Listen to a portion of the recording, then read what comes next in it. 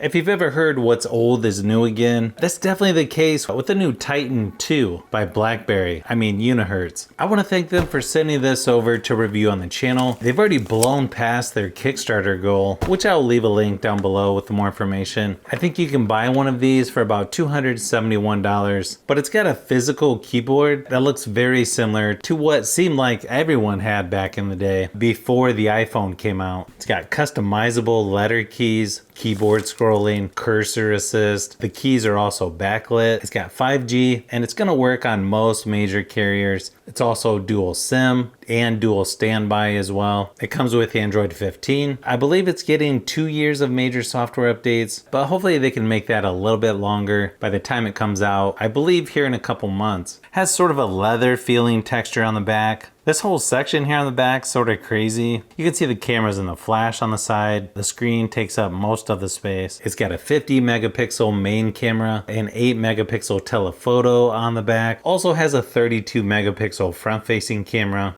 Holding this in your hand, I gotta say the design on this is just crazy. You can see it's super thick and boxy. I don't know if you can get much closer to a BlackBerry design than this.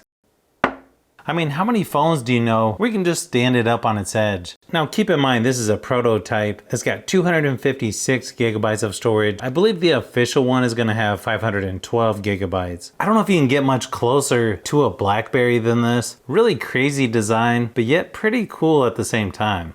It also has a fingerprint scanner right on the power button. It also has face unlock as well.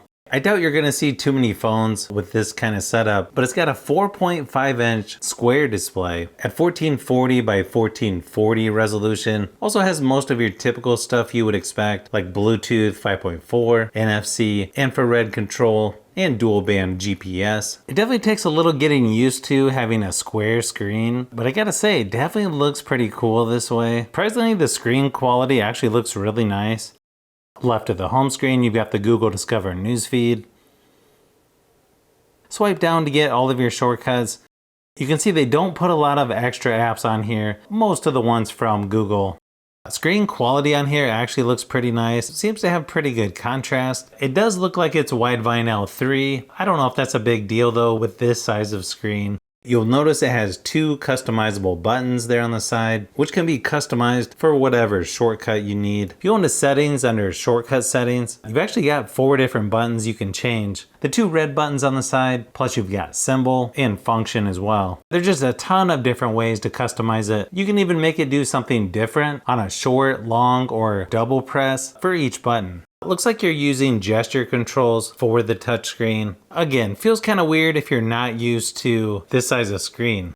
Nice thing is you've got some shortcuts there along the top of the keyboard, like shift, symbol, back, and recent buttons, function, and alt. The keyboard quality on here is actually really nice. I bet if you showed this to most people, they'd probably think this is made by BlackBerry. I know for me, it definitely takes a little time to get used to the keyboard, considering we've used touchscreen keyboards for so long. I think it does a pretty good job at combining Android with touchscreen and the physical keyboard layout. I could definitely see a trend going towards this once this comes out, so I'm definitely curious to see what happens. There's also settings for the screen on the back. Under subscreen settings, you can set it to wake up with the main screen. You can double tap to wake it, choose which clock style, screen timeout, that kind of stuff.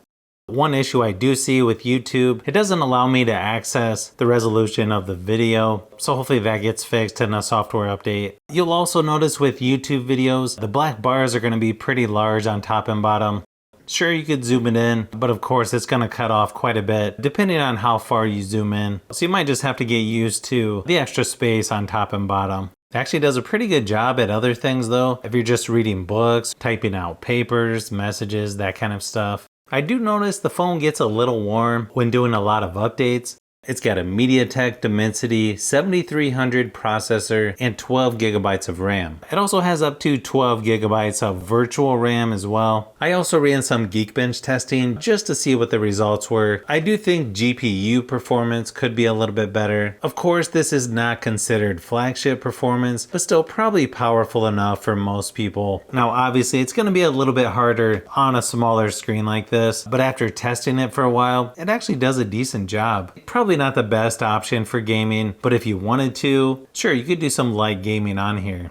It's got a 5050 milliamp hour battery with 33 watt fast charging. I also ran my typical battery drain test and it only lasted about 8 hours. So I'm not sure if that's because the keys were lit up the whole time, but definitely not as long as I was expecting. Now also keep in mind this is a prototype, so the official one is probably going to be better. Most of the sound comes down here at the bottom. I think the speakers on here definitely could be a little bit louder. Probably good enough for most things though.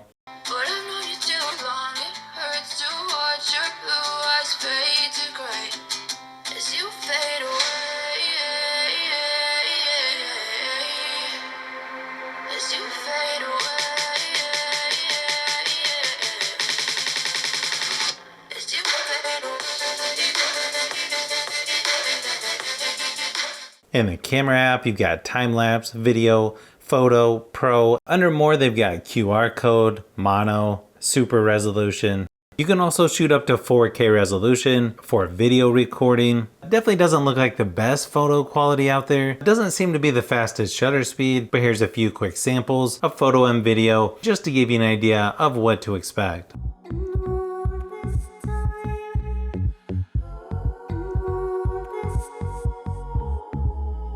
I'm not sure if you can tell from these samples, but the photo quality is not that great on this phone. Could be a little bit better in my opinion. So hopefully that's something they can update before it's released. I think the video quality on the back is pretty good though. Just keep in mind it's only 1080p on the front where it's 4K on the back. I think once you have this phone in your hand, it's going to feel totally different than pretty much every other phone out there. Well, unless you're using an old BlackBerry. But so far, I'm pretty impressed with the build quality. And even though this might not be the best for watching YouTube videos or movies, I think you can still do some light gaming on here. And it just takes a little bit of time to get used to the square aspect ratio. I can definitely see this being pretty popular just because I think people want to try something different. And then of course, those out there that miss those BlackBerry days. If you like phones, tablets, and other tech, I've got a lot more stuff that I'm working on, so keep an eye out for those upcoming videos.